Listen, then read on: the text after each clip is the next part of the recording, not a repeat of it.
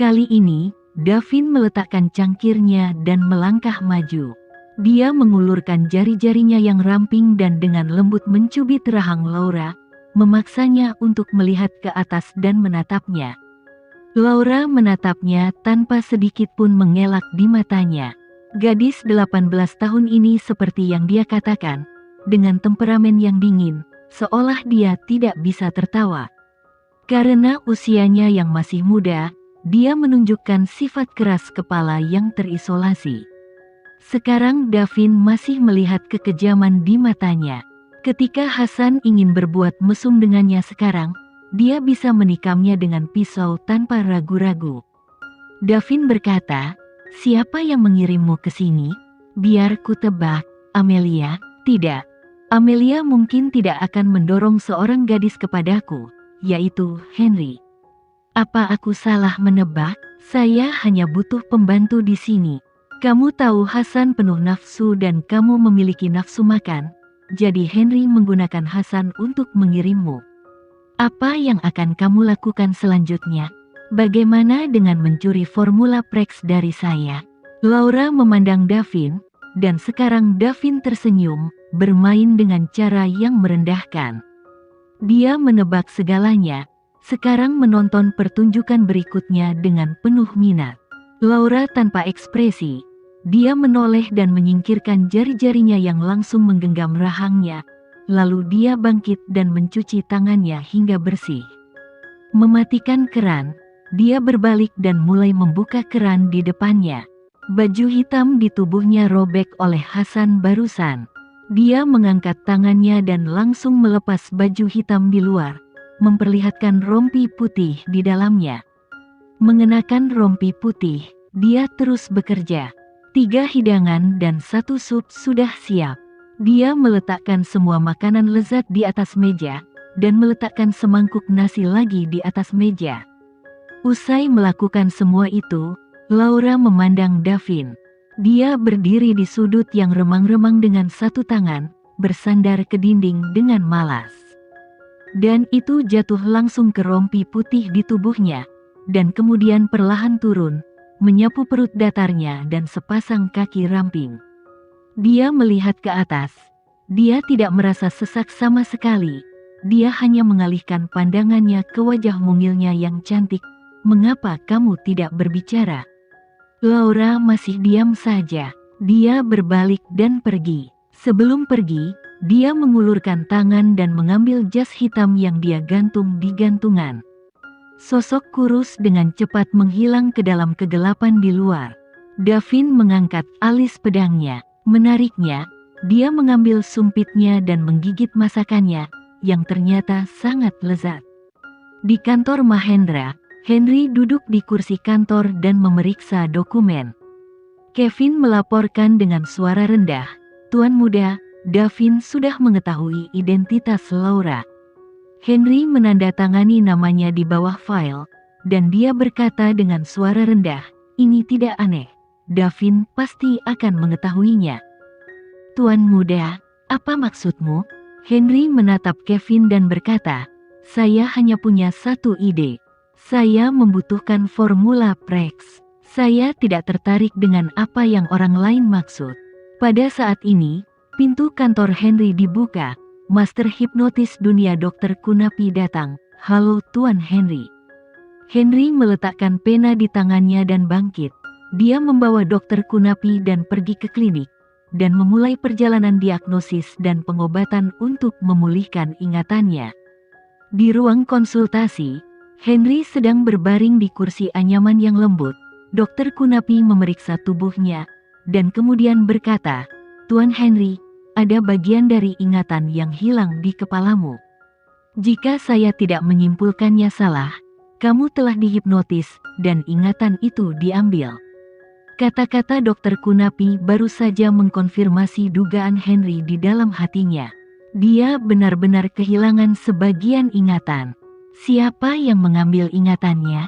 Pikiran Henry tiba-tiba menunjukkan wajah yang lembut. Itu Amelia. Faktanya, dia sudah memiliki jawabannya. Amelia lah yang mengambil ingatannya. Henry berkata, "Aku ingin memulihkan ingatanku." Bapak Mahendra, saya dapat membantumu memulihkan ingatanmu.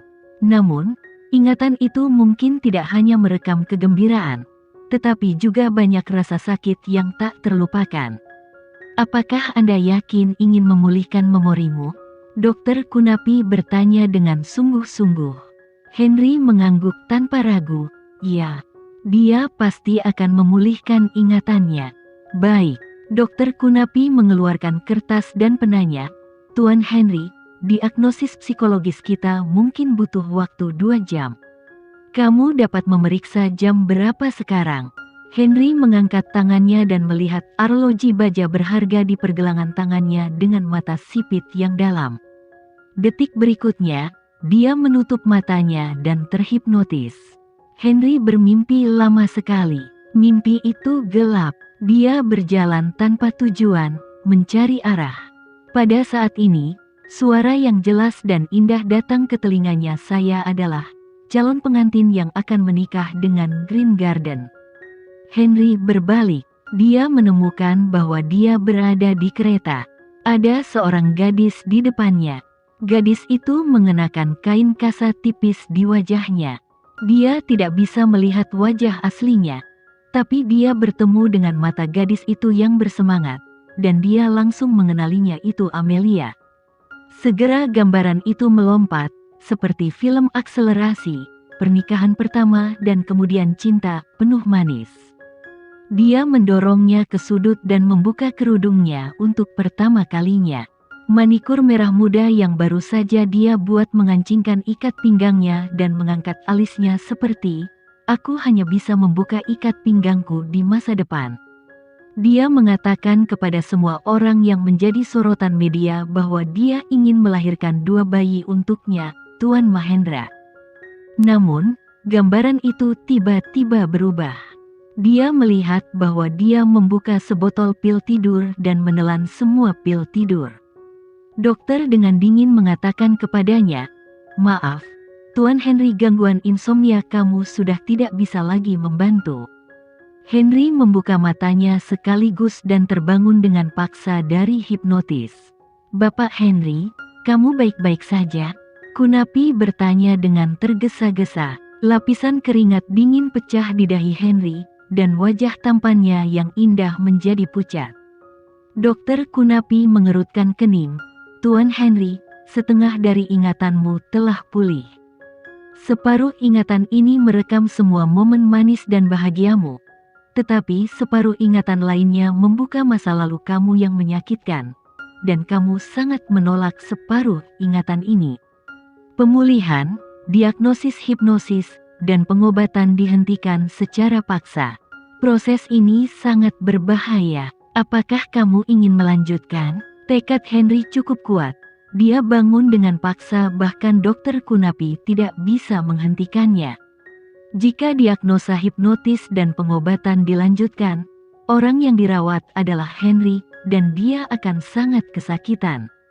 Henry sedang berbaring di kursi anyaman. Dia dengan cepat menurunkan mata tampannya dan menenangkan napasnya. Dia sudah mengingat setengah dari itu.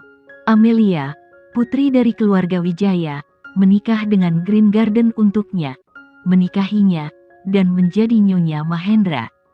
Ternyata mantan suaminya itu benar-benar dia.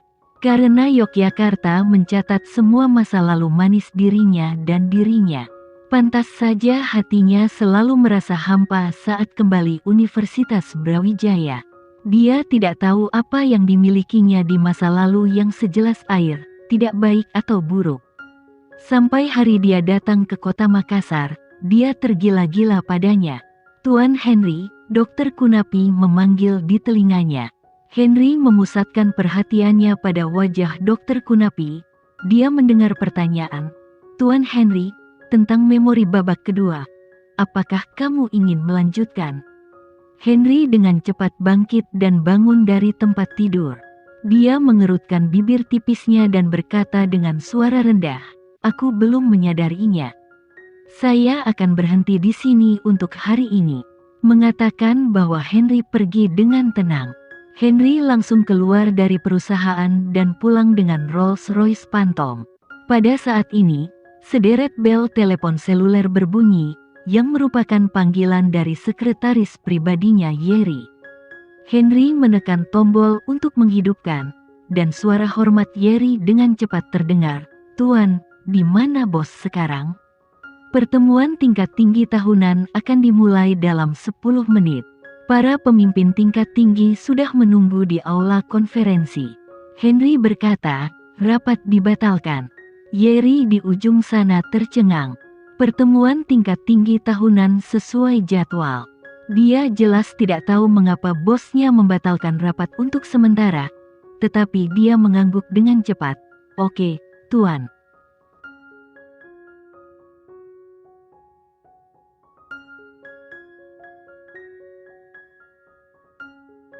Sekian dulu ya video kali ini, kita lanjutkan lagi videonya di lain waktu. Oh iya, bagaimana menurut kalian? Semoga bisa sedikit menghibur kalian semua. Untuk teman-teman yang baru nonton jangan lupa subscribe ya, hehehe. Dan kalau teman-teman ada yang ingin gabung langganan bisa langsung gabung saja untuk dapat fitur yang menarik dan sedikit membantu Mimin. Terima kasih banyak sudah menonton, sampai jumpa lagi, bye.